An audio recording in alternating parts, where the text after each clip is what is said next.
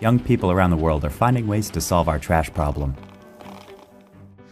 In Kenya, these bricks made from recycled plastic are paving roads. Plastic waste is not just a Kenya problem, it's not a Nairobi problem, it's a worldwide problem. In Sierra Leone, this paste will become a sustainable cooking fuel made from coconut shells instead of wood. The 18-year-old who made it spent months developing the perfect recipe. I was like, it's either it works or it works. It needs to work. And in the United States, this woman has saved 4 million beer bottles worth of glass from landfills and recycled them back into sand. Never let anyone tell you that individuals cannot make a difference, because all of this is thanks to incredible individuals. These entrepreneurs grew up in the era of climate change. Now they are inventing new ways to help the planet and make a profit off worldwide waste.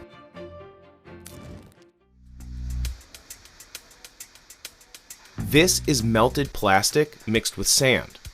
It has to look like poo. Ideally speaking, it's very visual like that. And it becomes as hard as concrete once a hydraulic press squeezes it into shape. A company in Nairobi wants to install these plastic bricks on streets across Kenya's capital. Nzambe Mate opened her company, Jijenge Makers, in 2018. So jijenge is a Swahili word which translates to build yourself. The factory processes 3 of the 7 types of single-use plastics. Here on my right, these are the hard plastics, and here on my left, these are the soft plastics. Kenya has one of the world's toughest bans on plastic bags, but bottles and other containers are still everywhere. This is where workers sort them. They can handle about 10 metric tons of plastic every month. So this is the guy who starts our production. Without him, we are nothing. So big up. Vinny operates the crusher, which pulverizes plastic into small pieces. Just crushes it very loud. Workers fold the dry mix together with a shovel. Depending on the color you want, this is a stage at which you put the color pigment. And then after that, it's fed on the extruder. This machine heats the plastic and sand mixture until it's soft enough to mold. This is one of my proudest moments as a person, as a team member, and also as the founder of Jijenge. So what you see here, the machine and all the others, we fabricated here in Jijenge. It is mixed together at very high temperatures. So it ranges anything from 300 to 400 degrees centigrade, where it mixes that plastic and sand and forms a gooey, like a dough-like material. And that's what we make the brick with. Each lump of the mixture is weighed by hand. People say the smell is something like new asphalt on a hot day. So the brick currently Joseph is producing is a 1.3 kilogram. So that's what it's measuring. It's measuring 1.3 kilogram of the mixture. This hydraulic press can squeeze 9 bricks at a time. Ideally speaking, it's like baking a cookies. And this here is Lawrence. He's the guy with the magic touch, so I'll let him do his thing. At this point, the bricks need to cool, so they can harden at room temperature. So here is the curing bay. So once we take from the hydraulic press, we feed it in the curing bay, and then after like about 2 to 5 minutes, you have a finished product. Many bricks come off the press with jagged edges. A worker breaks them off on a large stone before adding the finished bricks to a stack. A pallet of 400 plastic pavers can sell for up to $150, depending on thickness. The company says that's about 25% cheaper than bricks made from concrete. But experts say these innovations may increase the amount of plastic released into the environment. Roads are subject to constant abrasion. We drive on them, right? And so roads are actually the primary source of microplastics in the environment. In recent years, researchers have found microplastics in nearly every sample of our food, drinking water, the air we breathe, and even inside our bodies. Tangri says that any solution that doesn't focus on decreasing the amount of new plastic going into production lets the people who created the problem off the hook. The petrochemical industry would like nothing better than to say we can put it all into roads or we can do something else with it. Still, roads made with plastic are cheaper, mainly because they require less asphalt. And they make good use of plastic that would otherwise end up in places like Dandora, Nairobi's only official landfill. Nzambi knows that her invention can't tackle a mountain of trash that large. So far, her factory has recycled 50 metric tons of waste this year, but Nairobi produces 6 times that amount of plastic trash every single day. We need variant solutions. So I cannot say this is the solution in terms of like, does the biggest impact and all that stuff? No. Does it have an impact? Yes. Do we need to do more? Definitely. She employs 20 people full-time, nearly all of them under 30 years old. Me, my team, and everyone else in the space, we get to earn a living, and that I'm happy with. Most of her customers are local, including her mother, who is also an entrepreneur. She just started a business raising egg-laying hens in her backyard. They are very peaceful birds. Yeah, I've got 1,200. Yes. Nzambi's first experiments with plastic trash took place here. Now, her bricks cover the entire driveway. Even outside, she has done this up to outside the compound. And we are very grateful. Now we live in a very good place. Eventually, Nzambi wants her business to grow internationally. Plastic waste is not just a Kenya problem, it's not a Nairobi problem, it's a worldwide problem.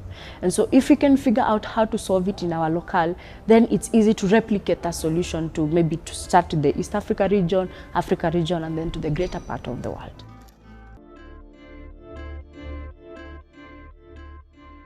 In India, another company is also finding a way to reuse plastic waste. These sneakers are made from 100% recycled materials. The company that makes them says each pair contains 10 plastic bags and 12 bottles. 23-year-old Ashay Bave launched Theli in July 2021. Theli because it is the Hindi word for plastic bags. At first, Bave struggled to gather materials, even though trash in India ends up in all kinds of places. I assumed that it would be easy to find, waste plastic bags, but that wasn't the case. So Bave partnered with a waste removal company that hires rag pickers. Those are people who collect recyclables from the street to sell for cash. TrioTap Technologies offers them a steady paycheck and an indoor sorting space. They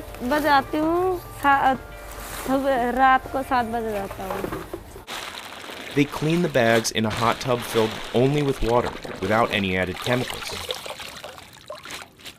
and then hang them out to dry. Inside the warehouse, Sairudeen stacks 8 to 10 layers of bags at a time. Then places the pile under a heat press. This finished product will cover most of the sneaker. The company's founder calls it Enovatitives. So it's a material that's made entirely out of waste plastic bags without the use of any chemicals. They sell for about 25 US cents per sheet. Sairudeen packs and ships them 7 hours north to the Nitush footwear factory. That's where the shoe will be assembled. First, Enovatitives sheets are die-cut using metal forms.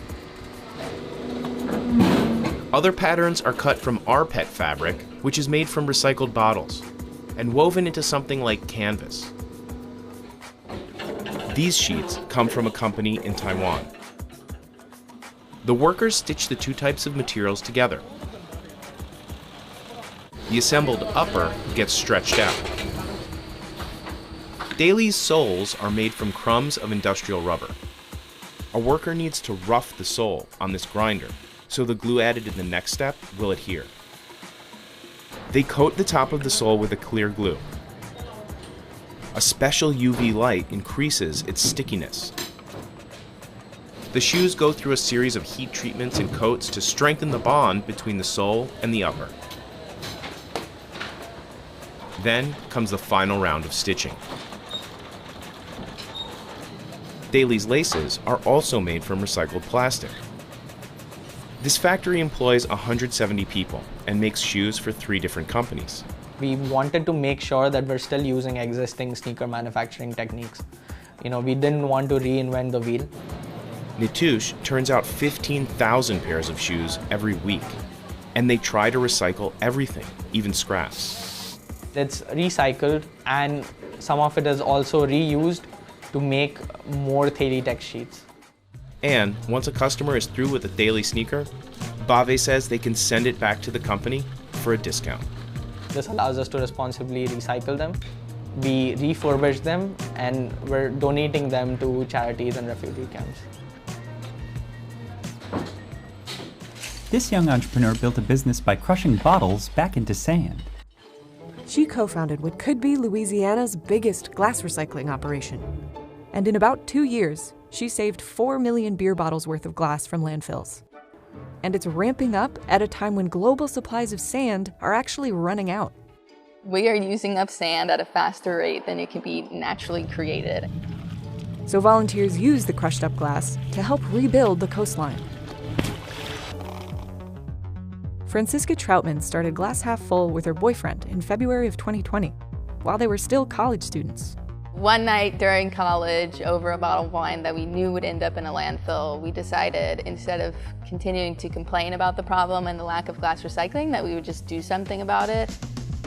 So we had this idea, but that was about it. No waste management experience, no recycling experience. They raised about $18,000 to cover startup costs, including a machine that could grind up 1 bottle at a time. As this literal mountain of glass started to form in my residential neighborhood, we're like, okay, we gotta do something here, quick. Since moving into this warehouse in August 2020, they've received a non-stop avalanche of glass to recycle. People can drop it off for free or pay to have it picked up. Once a can is full, we will dump it into our glass mountain. Unless it's a special color, it'll be mixed into here.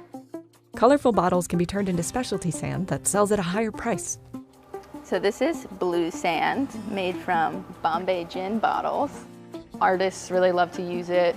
People love to use it in their gardens. But most bottles are thrown onto what Fran calls Glass Mountain. So Glass Mountain is always expanding and contracting. We're always adding glass to it and taking glass away to be crushed. Woo! Eventually, workers scoop the bottles up with this loader and dump them into a crushing machine.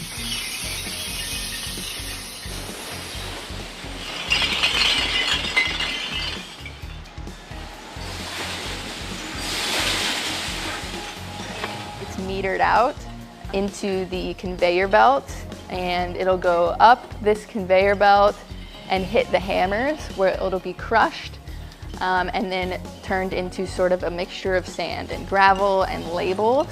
The pulverizer leaves behind some larger chunks of glass that are too big to use.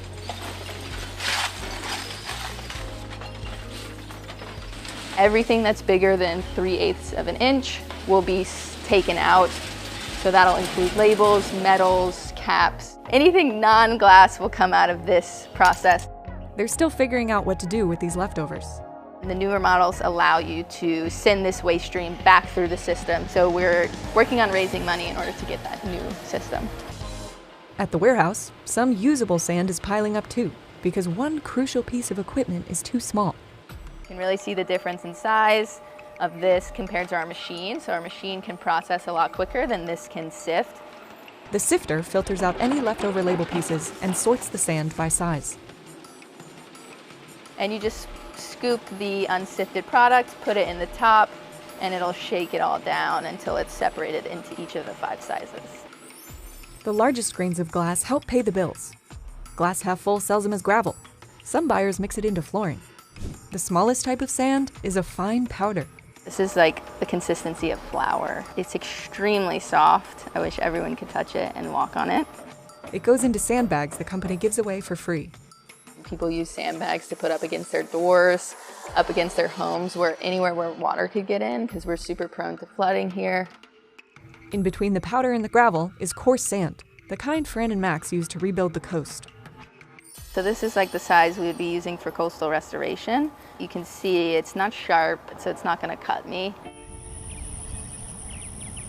At an event called a deployment, the Coalition to Restore Coastal Louisiana dropped about 10 tons of recycled sand along Lake Pontchartrain.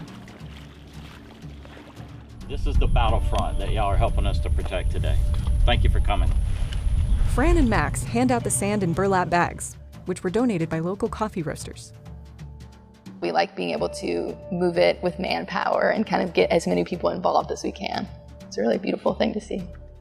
Fran and Max hope their story will inspire others to make a difference. I think this is really more so the story of a community coming together to say we demand change and we're not going to wait any longer. 2 individuals decided to start this, and now over 2 million pounds of glass are not in a landfill, and they're making a difference in other areas. In South Africa, 2 sisters figured out how to turn PVC into high-end home goods. PVC is one of the most common plastics in the world.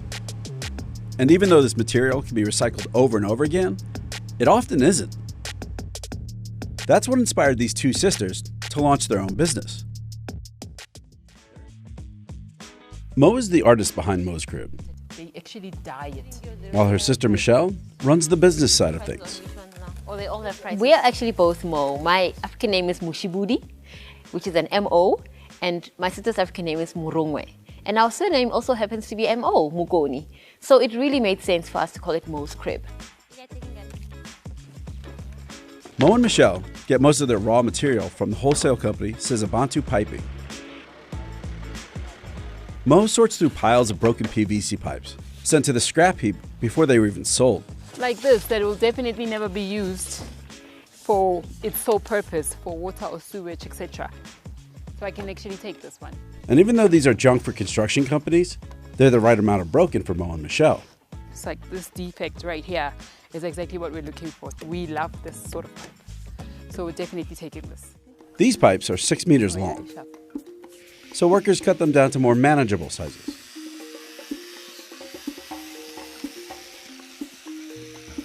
Pipes from PVC, short for polyvinyl chloride, are hard and durable. But they can be heated and reshaped without losing strength. And even a simple bonfire will be enough to do it. The pipe comes in contact with the fire. This is to make it so that it softens. Innocent Mango, nicknamed Franz, worked as a plumber before this, installing pipes similar to the ones he now makes into baskets.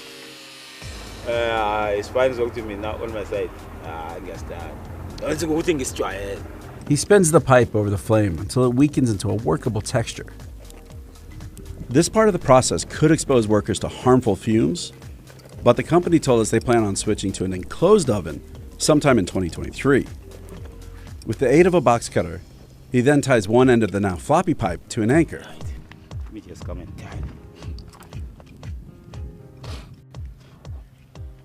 Then Franz walks backwards, all in one smooth, skillful motion, slicing it into thin strips, almost as long as the entire yard.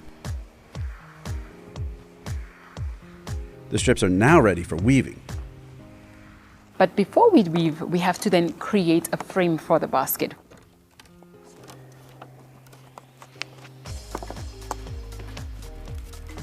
Franz has been weaving baskets for over a decade. He's one of the company's 11 full-time employees. A planned mechanism our laundry basket is plus minus 1.5 hours full process. It takes 1 meter of pipe to finish a planter. The laundry basket requires 2 meters of pipe. That makes each basket a one-off creation. Right. Nope. Yisaku TikTok.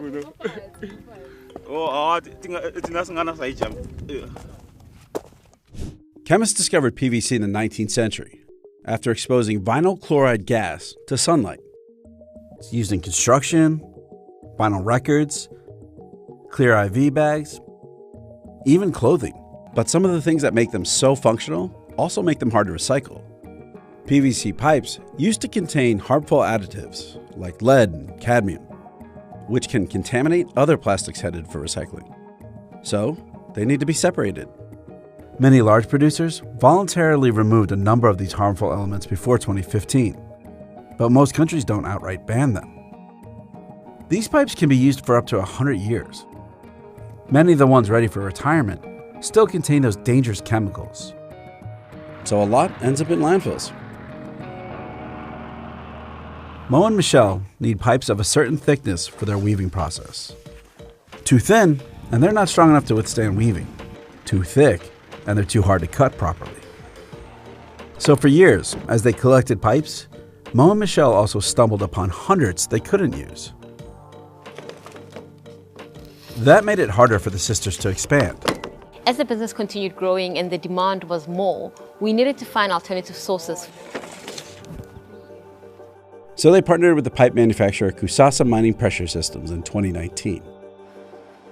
Here, discarded pipes of nearly any size can be recycled into exactly what the sisters need. We can bring any type of pipe, no matter the color, and it actually goes through a regranulation process. And bafuna make sure exactly what a pants, of which is 2 to 3 millimeters wall thickness.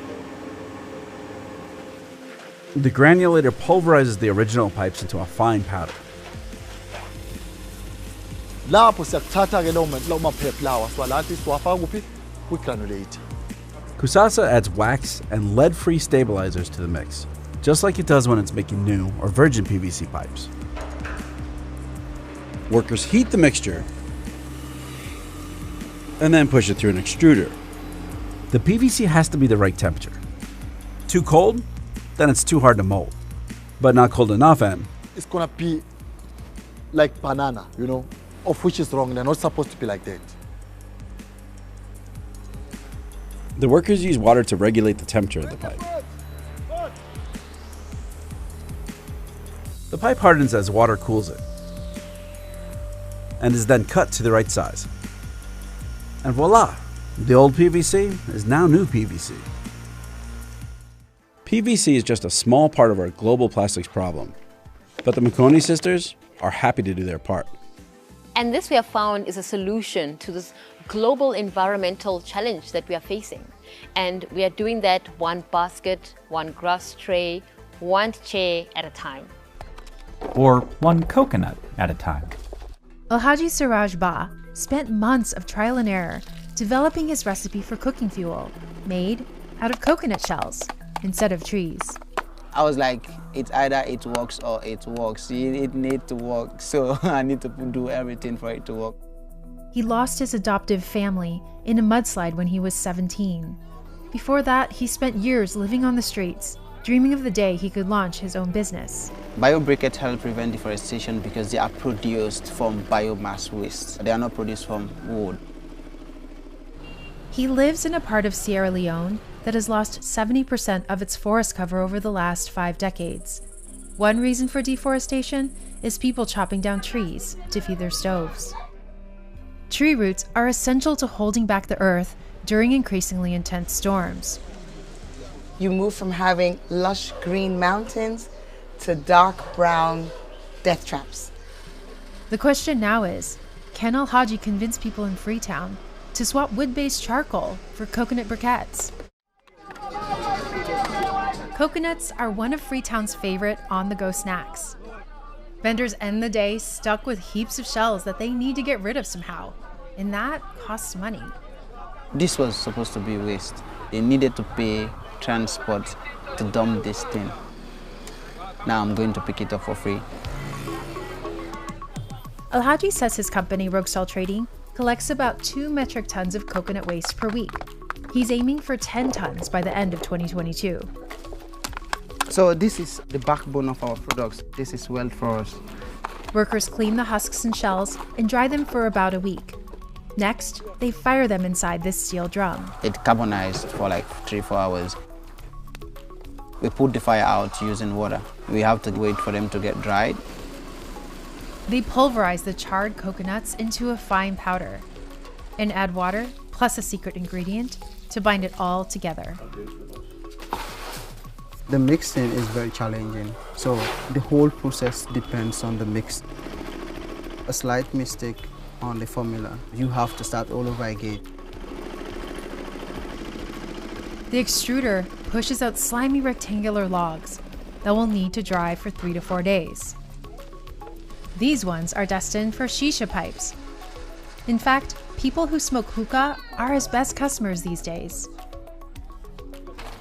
Alhaji's next big challenge is to grow his sales to reach people who will use his coconut briquettes for cooking fuel instead of cutting down trees. It's not easy, but it takes time. It's very tough to build something great.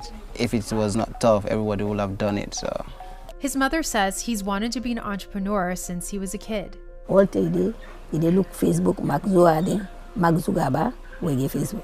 The man we get the man we get money pass all man. Now they only say they watch, and they get money. All is for me. But that all felt very far away when Alhaji suddenly became the breadwinner for his family at age 12. We man die left pass bokuti pass on. Only wish they say, Mama, I forget money. Before I get 22, 23, I forget money. I for pull you and pull. I for pull you and sufferness. He left his village, hoping to make money to send home to his mother and sister. I was just this kid who wanted to become somebody, but I was not thinking straight. I thought that it is just okay for me to move to Freetown. So without thinking about where am I gonna stay, who's gonna feed me, who's gonna take care of me, but I moved. He lived on the streets for 4 years until he found a steady job and an adoptive family who took him in. 7 to 8 months after my adoption, I lost my family that I was living with during the mudslide. Over 1,100 people died and 3,000 more lost their homes. Alhaji was left with just a few dollars to his name. But he was desperate to do something to stop the deadly mudslides. In the decade before the tragedy, mudslides in Africa had already claimed thousands of lives. One of the reasons that cause a mudslide is the vast amount of deforestation, because the roots helps to keep the soil firm. Alhaji began obsessively researching ways to stop deforestation. He found YouTube videos of entrepreneurs from around the world making biomass briquettes to replace wood and charcoal. He started saving money for an expensive mechanical extruder and perfecting his recipe. Our formula is so outstanding that it can burn for like 4 hours. It emits lesser smoke. But most people in Freetown still cook with wood. You just can't walk up to somebody and be like, hey, this is new, this is different from what you've been using. So it's a bit tough, but we'll get there one day. According to a study in the Philippines, 1 ton of biomass briquettes saves roughly 80 small trees. And that can add up. But preserving trees isn't enough. Part of the solution. Yvonne Aki Sawyer became mayor of Freetown by campaigning on a promise to plant 1 million trees by the end of 2022. She told us that Alhaji's project makes her feel hopeful for the future. The work that Alhaji is doing is one of the ways in which you see the coming together of solutions for these multifaceted problem of sanitation and the environment. In Calgary, 2 brothers are doing their part by keeping busted skateboards out of landfills. Adrian and Martinez Poole have been skating the streets of Alberta, Canada for more than 20 years. They've now turned that hobby into a thriving business. At the beginning, we were only building from the material that we were able to scrounge up through like dumpster diving outside construction sites, and then also the skateboards. About 2 million skateboards end up in landfills every year. After working in construction, the Poole brothers have spent the past decade upcycling thousands of those boards into earrings, coffee tables, and their signature bowls. Skateboards are made out of maple wood that goes through a special treatment, allowing it to be peeled into thin sheets. Each board, or deck, has about 7 layers of those sheets glued together. That makes deconstructing the boards a bit tricky. They're extremely hard on equipment, mainly because they are made out of hard maple and then a lot of glue. But the quality of wood leads to durable products. The skateboards are the nicest plywood that is made because it's solid maple the whole way through. Martinez picks broken boards up from local skate shops every week. We'll also get calls from moms when they see our work and they'll be like, I've got my son's boards in the garage and I'm gonna throw them out, like come get them.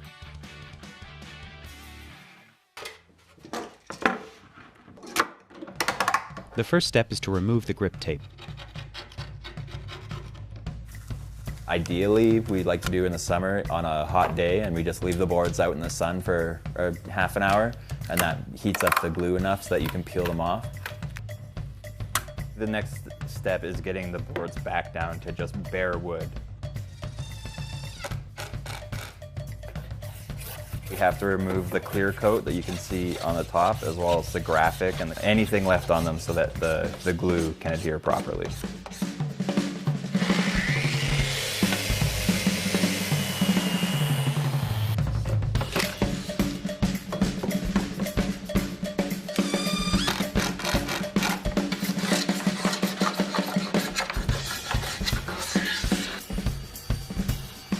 We've butchered them into all their congruent parts.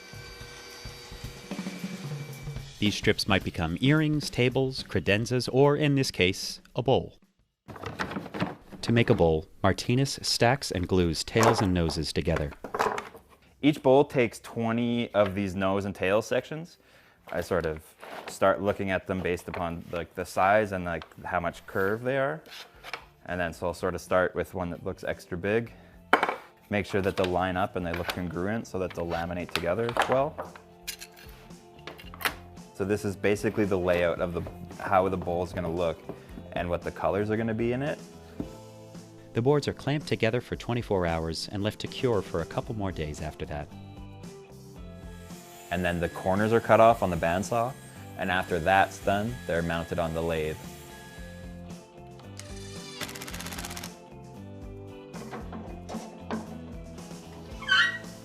Then he shapes and hollows out the block of boards using skew chisels, bowl gouges, and scrapers. Martinez makes bowls in batches of about 15, each batch taking 2 to 3 weeks. Board manufacturers use different veneers and dyes on each deck, which makes every one of the Poole brothers' products unique. For decades, skaters have faced all kinds of negative stereotypes. In films and television, they're often portrayed as slackers and delinquents. But the sport has earned respect over time and had its first Olympic appearance in 2021. Luckily, skateboarding got to go through this growth cycle so that skateboarding now is as big as any Olympic sport and has big mainstream sponsors, has huge events. Now, generations of skaters who grew up playing Tony Hawk's Pro Skater are starting to give back. Skaters like Ryan Flynn, whose online store, Chops, is also turning old boards into new products. We like functional works of art, functional products, anything from sunglasses to pool cues to screwdrivers. We like them to be used. We like them to have a real second life. Ryan hopes his products will push others to think more about the environment. Even though we appreciate recycling and it's like something we've grown into, it's trickled down to other parts of our lives too, right? It's like we're more conscious. Likewise, the Poole brothers believe their efforts will get skaters to consider what happens after they're done with their boards. I think we definitely inspire people to get into woodworking or try to recycle skateboards or that sort of stuff. Hi, this is Will Story from the Worldwide Waste team. We want to bring you more stories that take a look at garbage and the creative ways people deal with it. If you enjoyed this video, please like and subscribe. We also read all the comments. If you have an idea for a video you'd like to see, let us know. You just watched excerpts from some stories we've done about young entrepreneurs. Click here for the full episodes.